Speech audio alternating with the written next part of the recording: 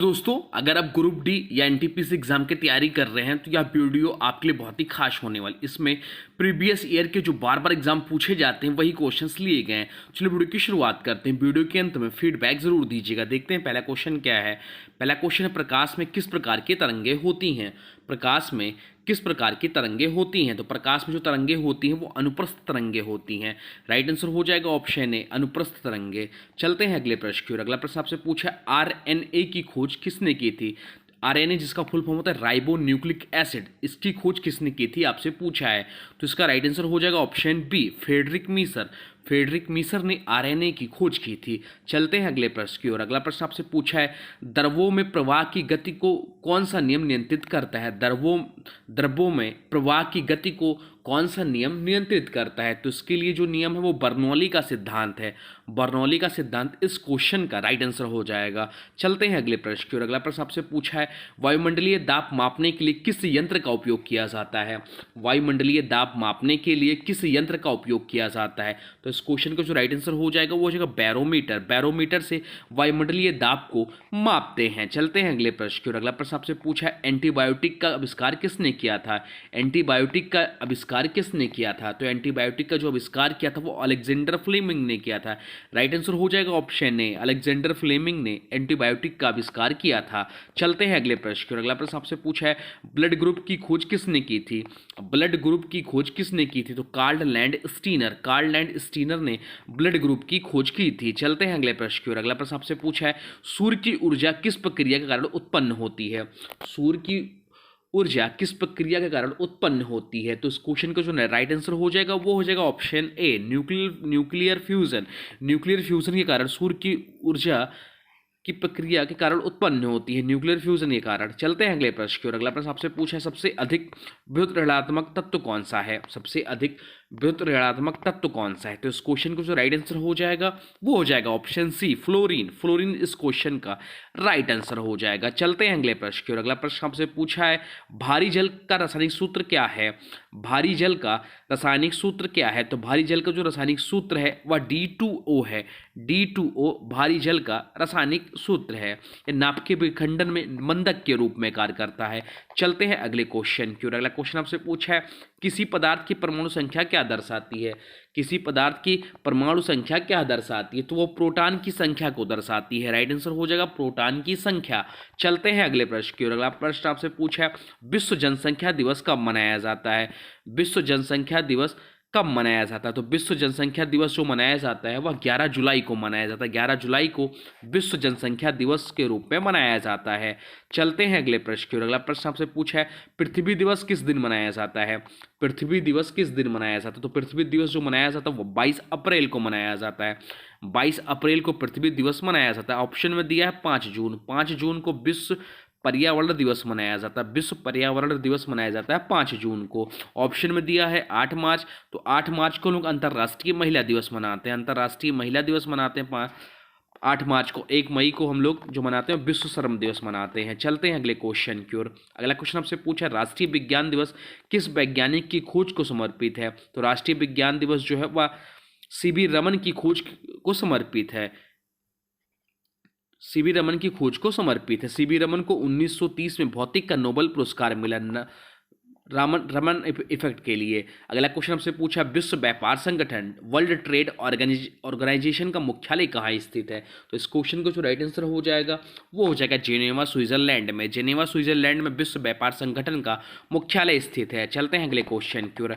अगला क्वेश्चन आपसे पूछा है, Guinness book of world records का मुख्यालय कहाँ है।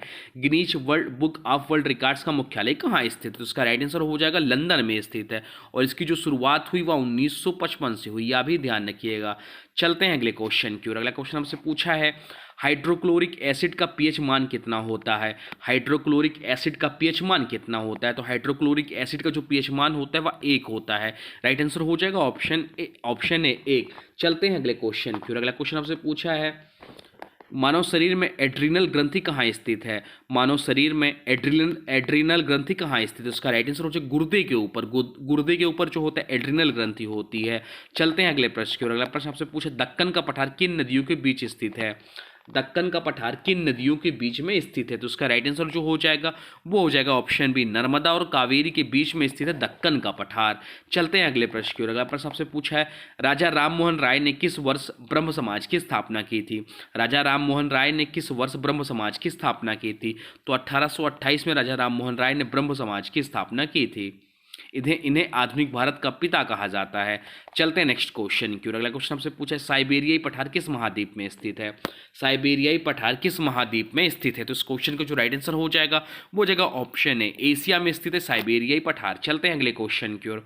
अगला क्वेश्चन हमसे पूछा है, गोल्डन ग्लोब अवार्ड किस क्षेत्र में दिया जाता है? गोल्डन ग्लोब अवार्ड किस क्षेत्र में दिया जाता है? तो उसका राइट आंसर जो हो जाएगा वो हो जाएगा ऑप्शन बी, सिनेमा में के क्षेत्र में दिया जाता है गोल्डन ग्लोब अवार्ड। चलते हैं अगले प्रश्न की ओर। अगला प्रश्न आपसे पूछा है, हिंद महासागर में सबसे गहरी जगह कौन सी है?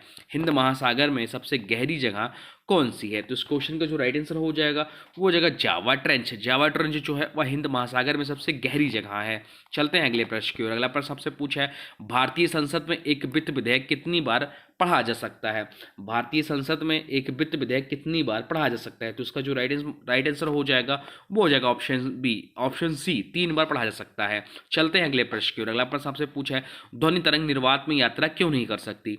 ध्वनि तरंग निर्वात में यात्रा क्यों नहीं कर सकती? क्योंकि वह इस क्वेश्चन का राइट आंसर हो जाएगा ऑप्शन बी, क्यों कोई माध्यम नहीं होता, कोई माध्यम नहीं होता इसलिए ध्वनि तरंग निर्वात में यात्रा नहीं कर सकती। चलते हैं अगले क्वेश्चन की ओर। अगला क्वेश्चन हमसे पूछा, भारत में पंचायती राज प्रणाली किस अनुच्छेद के तहत आती है? भारत में पंचायती राज प्रणाली किस अनुच्छेद के तहत आती है? तो इसका जो राइट आंसर हो जाएगा वो हो जाएगा ऑप्शन ए, अनुच्छेद 243 के अंतर्गत। राइट आंसर हो जाएगा ऑप्शन ए, अनुच्छेद 243। चलते हैं अगले क्वेश्चन की ओर। अगला क्वेश्चन हमसे पूछा है, राज्यपाल को पद की शपथ कौन दिलाता है? राज्यपाल को पद की शपथ कौन दिलाता है? तो इस क्वेश्चन का जो राइट आंसर हो जाएगा वो हो जाएगा ऑप्शन से, उच्च न्यायालय के मुख्य न्यायाधीश। उच्च न्यायालय के मुख्य न्यायाधीश राज्यपाल को पद की शपथ दिलाते हैं। चलते हैं अगले क्वेश्चन की ओर। अगला क्वेश्चन आपसे पूछा है, लाल सागर किन दो जल निकायों को जोड़ता है? लाल सागर किन दो जल निकाय को जोड़ता है? तो उस क्वेश्चन का राइट आंसर हो जाएगा ऑप्शन बी, भूमध्य सागर और हिंद महासागर को जोड़ता है। चलते हैं अगले क्वेश्चन की ओर। अगला क्वेश्चन आपसे पूछा है, इंडियन इंडिपेंडेंस एक्ट कब पारित हुआ था? तो इंडियन इंडिपेंडेंस एक्ट जो पारित हुआ था वह 18 जुलाई 1947 को पारित हुआ था। यानी राइट आंसर हो जाएगा ऑप्शन बी। चलते हैं अगले क्वेश्चन की ओर। अगला क्वेश्चन आपसे पूछा है, फर्रुखसियर ने 1717 में किस कंपनी को व्यापारिक विशेषाधिकार दिए थे? फर्रुखसियर ने 1717 में किस कंपनी को व्यापारिक विशेषाधिकार दिए थे? तो इस क्वेश्चन का जो राइट आंसर हो जाएगा वो हो जाएगा option B, British East India Company को दिए थे। चलते हैं अगले क्वेश्चन की ओर। अगला क्वेश्चन आपसे पूछा है, हाइपरमेट्रोपिया किससे संबंधित है? हाइपरमेट्रोपिया किससे संबंधित है? तो उसका जो राइट आंसर हो जाएगा वो हो जाएगा ऑप्शन बी, देखने की क्षमता से संबंधित है। तो ये रहे top 30 previous year question railway से संबंधित। अब आज की वीडियो से क्वेश्चन है, इसका राइट आंसर आप लोग को कमेंट बॉक्स में बताना है। आज की वीडियो से क्वेश्चन है, विश्व जनसंख्या दिवस कब मनाया जाता है?